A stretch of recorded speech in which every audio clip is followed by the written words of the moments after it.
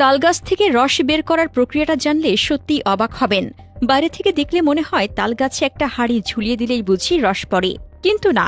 এই খাঁটি অমৃত বের করে আনার পেছনে রয়েছে বংশ পরম্পরায় চলে আসা এক অদ্ভুত জাদু আর নিখুঁত কৌশল। প্রথমত, সব তালগাছ থেকে কিন্তু রস হয় না।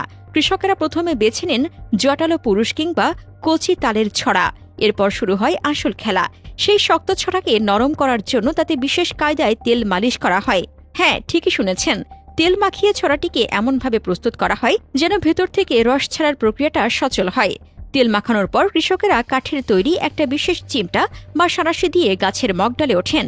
সেই চিমটা দিয়ে তালের ছড়াটিকে খুব সাবধানে ধীরে ধীরে চাপ দেওয়া হয়। এখানে একটু জোরে চাপ লাগলে ছড়াটি মরে যাবে আর রস পাওয়া যাবে না। এই আলতো চাপের ফলে ছড়ার ভেতরের কোষগুলো ফেটে রস বের হওয়ার পথ তৈরি হয়।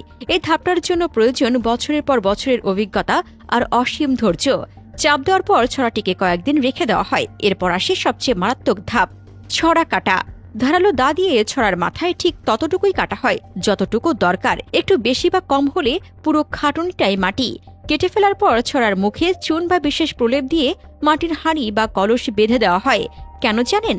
যেন রসটা গেজিয়ে নষ্ট না হয়ে যায়। ব্যাস, এরপর সারা রাত ধরে টুপটুপ করে পড়তে থাকে প্রকৃতির সবচেয়ে খাঁটি ও মিষ্টি রস। পরদিন ভোরে যখন সে রস নামিয়ে আনা হয়, তার স্বাদ যেন অমৃতকেও হার মানায়।